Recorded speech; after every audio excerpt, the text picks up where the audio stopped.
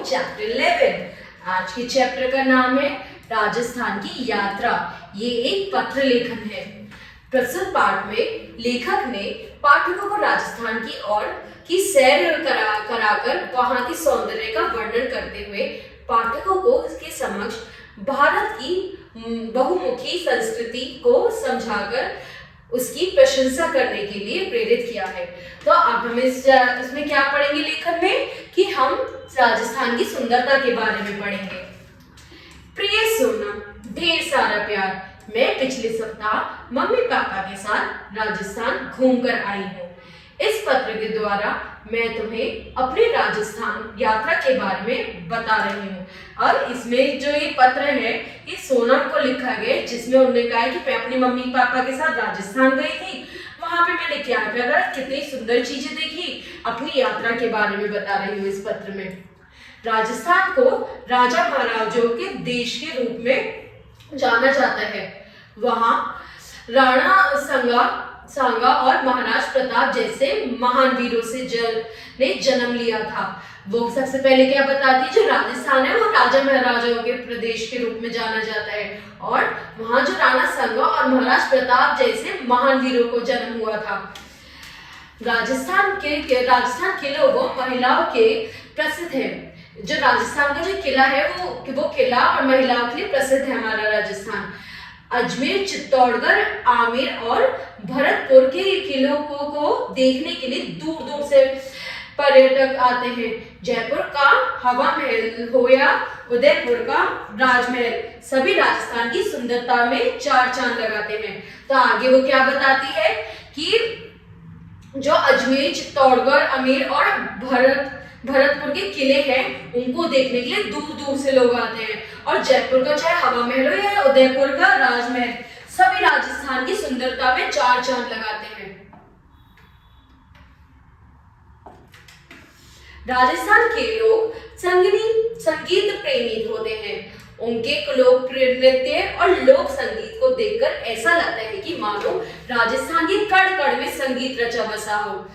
हाथों में मेहंदी लगाए, सितारों से जड़ी रंग बिरंगी घाघरा चोली पहने जब बालाएं नृत्य करती हैं तो बहुत खूबसूरत लगती हैं। उनके साथ सिर पर बड़ी बड़ी पगड़ियां पहनकर थिरकते हुए पुरुष भी आकर्षित लगते हैं।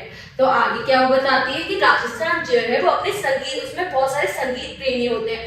वहां पे लोग नृत्य करते हैं, गाना गाते हैं, और ये सब देख के मानो राजस्थान कण कण में संगीत बसा हुआ है।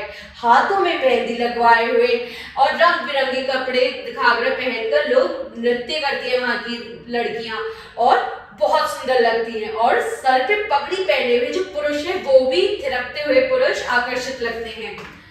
बांधनी राजस्थान की परंपरागत कला का अद्भुत नमूना है।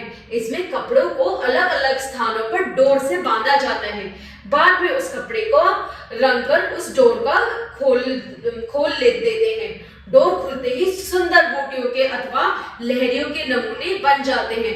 राजस्थानी साड़ी व पगड़ियां अधिकतर बांधनी या लहरियों वाले कपड़ों से ही बनी होती हैं। तो अब वो क्या कहते हैं बच्चों, जो बांधनी है वो राजस्थान की सबसे फेमस परंपरा है। यहाँ पे कपड़ों में बीच बीच में गांठ बांधी जाती है और उन्हें डुबाया जाता है रंगों में, और उसे निकालने के बाद जब वो गांठें खोली जाती है तो बड़ी सुंदर सुंदर बूटियां बनती हैं और लहरियों नमूने बनते हैं। और राजस्थान में जो साड़ी और पगड़ियां होती है वो बेली सी बांधी या लहरियों वाले कपड़े से बनाई जाती है। इसके अतिरिक्त राजस्थान के लोग कठपुतली बनाने के कला, नक्काशी, कसीदाकारी और लघु चित्रकारी में भी प्रवीण है। आगे वो बताती है कि राजस्थान में इसके अलावा भी कठपुतली बनाने की कला, नक्काशी, कसीदाकारी की कला और लघु चित्रकारी की भी बहुत कलाएं हैं। राजस्थान को रेगिस्तान प्रदेश के रूप में जाना जाता है। वैसे तो गाय, भैंस और भेड़ सभी यहाँ देखने को मिलते हैं, परंतु ऊंट यहाँ का मुख्य पशु है। उसे रेगिस्तान का जहाज भी कहा जाता है, क्योंकि ऊंट कई दिनों तक बिना खाए पिए रह सकता है। उसके पैर गद्दीदार होते हैं, जिसकी सहायता से यह रेतीली जमीन पर आसानी से चल सकता है। तो आगे वो उसे क्या बताती है कि राजस्थान में वैसे तो कहने को बहुत सारे वो होते हैं, गाय भैंस भेड़ सब होते हैं, लेकिन ऊँट यहाँ का मुख्य पशु है। राजस्थान को रेगिस्तान भी बोला जाता है। इसे रेगिस्तान का जहाज भी कहा जाता है। क्यों? क्योंकि जो ऊँट है वो कई दिन तक बिना खाए रह सकता है, और कि हम इसके जो पैर होते हैं वो बहुत ही ज्यादा गद्दीदार होते हैं, जिसकी सहायता से हम ये जमीन पे चल सकते हैं।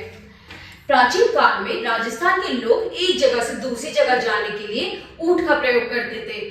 आज भी वहां कुछ शहरों जैसे जोधपुर, बाड़मेर में ऊँट परिवहन का मुख्य साधन है। पहले तो प्राचीन समय में लोग सिर्फ ऊँट की सहायता से एक जगह से दूसरी जगह करते थे, लेकिन आज भी कुछ शहरों में जोधपुर, बाड़मेर में ऊँट परिवहन का मुख्य साधन है। राजस्थान के लोग सभी पर्वों को बड़े उत्साह से मनाते हैं। जयपुर में हाथी मेला, गौर महोत्सव, तीज महोत्सव तथा शीतला अष्टमी का मेल बहुत धूमधाम से मनाया जाता है। तो वह आगे बताती है कि राजस्थान में लोग सभी पर्वों को बड़े उत्साह से मनाते हैं, सभी त्योहारों को। और जयपुर में हाथी मेला, गढ़ महोत्सव, तीज महोत्सव तथा शीतला अष्टमी को भी बहुत धूमधाम से मनाया जाता है। सचमुच राजस्थान घूमने के बाद दो दिल बाग बाग हो गया। तरह तरह की लोक संस्कृतियों, लोक कलाओं और शिल्प कलाओं को अपनी गोद में समेटे हुए जीवंत हो गई है। शेष बातें मिलने पर बताऊंगी। आंटी अंकल को मेरा नमस्ते कहना, वैभव को भी मेरी तरफ से ढेर सारा प्यार देना। तुम्हारी सगी नमिता। तो नमिता आखिर में क्या कहती है कि वहां के लोग त्योहार भी बहुत सुंदरता से मनाते हैं, और राजस्थान घूमने के बाद मेरा दिल तो बहुत ही ज्यादा खुशी से भर गया है, और बाकी चीजें मैं तुम्हें मिलने के बाद बताऊंगी। ठीक है बच्चों, अब अगली क्लास में अगले चैप्टर पढ़ेंगे। Thank you.